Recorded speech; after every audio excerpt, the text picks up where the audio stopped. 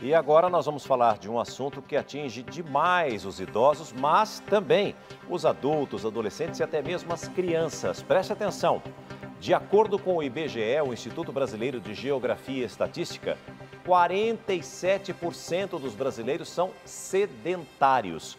Isso nos faz campeões latino-americanos e o quinto país do mundo mais afetado pela falta de atividade física. A pandemia agravou essa condição que nos deixa mais vulneráveis a problemas de saúde física e também mental. Mas, com força de vontade e disposição, é possível sim fugir desse quadro. E é disso que nós vamos falar agora no Você e o Doutor com o médico de família Antônio Spreusser. Bom dia, doutor Spreusser. Bom dia, César Filho. Bom dia, Ticiane. Bom dia, doutor. Que assunto, hein? Esse comportamento sedentário, que a gente chama de comportamento sedentário, é muito sério. Porque vocês vão ver já tudo que a gente vai falar, a importância que é. Pois é, eu já tenho uma pergunta para você. Eu quero saber quando uma pessoa é considerada, sedentária. Existem, por acaso, níveis de sedentarismo? Então, tem sim, Ticiane. Tem sinais e sintomas desse comportamento sedentário.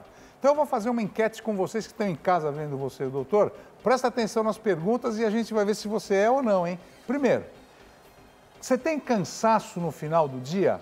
Se você falar, doutor, eu tenho cansaço no final do dia, sim. Opa, já acendeu a luzinha, hein? Segundo, tem estresse todo dia e esse estresse está acabando com você? Sim, olha lá. Sobrepeso. Aliás, o Brasil está um país obeso, né? Como a gente sempre fala. E falta de fôlego em atividades simples. Por exemplo, vou subir um lance de escada, vou sair daqui para lá, levar uma cesta, tenho falta de ar. E finalmente eu durmo muito mal, o meu sono é muito leve. Então esses são indícios que você é uma pessoa sedentária ou sedentário e esse comportamento sedentário tem que mudar. Por quê? Olha a estatística, só no Brasil 40% dos homens e mais de 50% das mulheres são sedentárias. Isso sem falar nas crianças, hein? A obesidade infantil é uma realidade e os adolescentes também. Aliás, doutor, o índice de sedentarismo entre os jovens brasileiros é ainda mais preocupante, superando os 80%. Por isso é importante alertá-los para os riscos que eles estão correndo. Então, vamos falar das consequências desse sedentarismo também para pessoas jovens ainda, não é? É verdade. Esse comportamento faz o que com a gente no dia a dia, né? Em primeiro lugar, César, você gasta menos energia para fazer, porque você não faz nada. Segundo, aumenta as dores no corpo inteiro. Dificuldade de locomoção, você não consegue mais andar daqui para lá. Redução da força muscular. Prejuízo, como você falou no começo, da saúde mental. Redução no rendimento intelectual. E, finalmente, o que é pior, aumento na incidência de doenças cardiorrespiratórias, circulatórias e risco de morte. Por falar em doenças, olha quais são as principais doenças causadas pelo sedentarismo.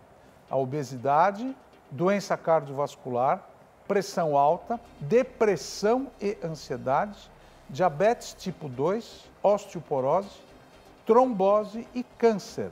Sabe quantos tipos de câncer o sedentarismo pode causar no nosso corpo? Não faço ideia. Mais de 37 tipos de câncer, comprovados pela Sociedade Americana de Oncologia.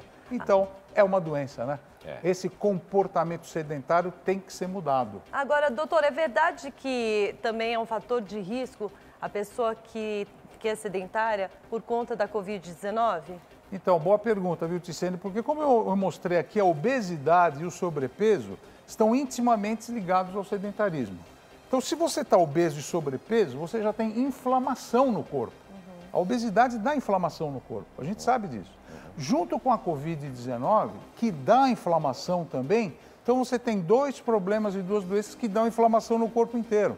Então aumenta muito o perigo de você morrer, de ir para lá na UTI. Então a gente tem que fazer o quê?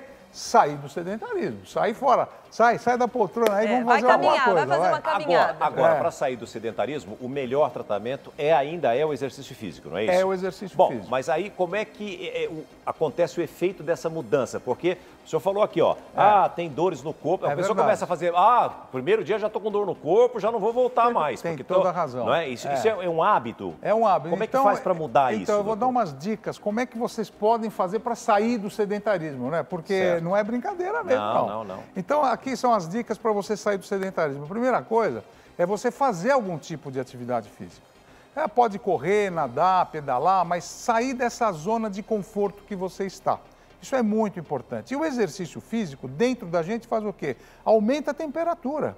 E esse aumento de temperatura, César, ele vai agir direto no coração. Então, o seu coração começa a bater mais rápido, o seu coração começa a ficar muito mais forte, as artérias coronárias, que são do coração, começam a ficar dilatadas e também o teu pulmão. O teu pulmão começa a se encher de ar, ele começa a ter uma elasticidade muito aumentada.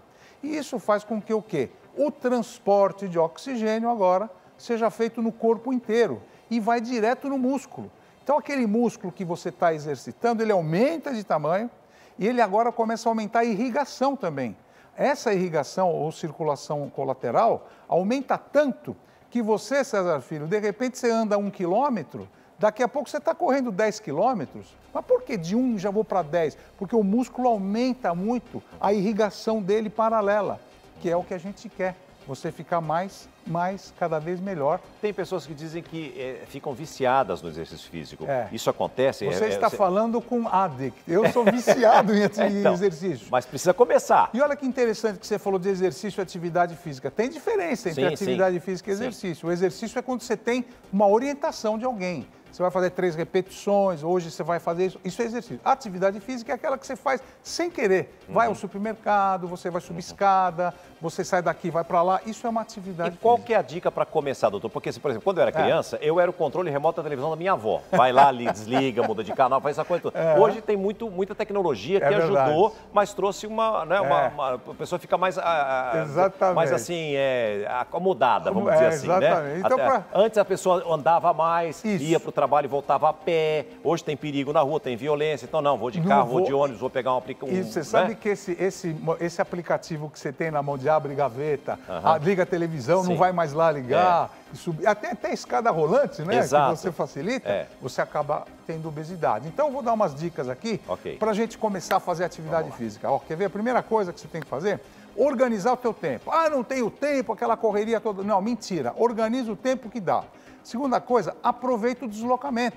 Como eu estou conversando aqui, vai fazer uma compra? Vai caminhando.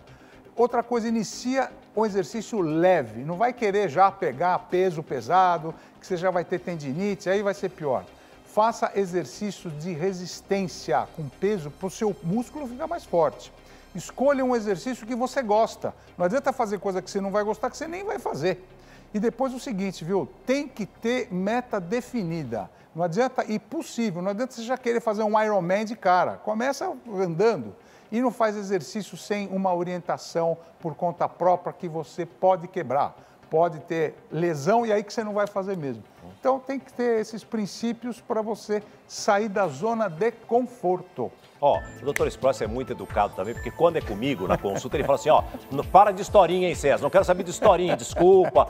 Tô com dor no joelho, tenho joelho, cirurgia, não sei o quê. Não, para com historinha. Então tem que ser objetivo, como ele disse aqui, para que você possa obter resultados extremamente positivos.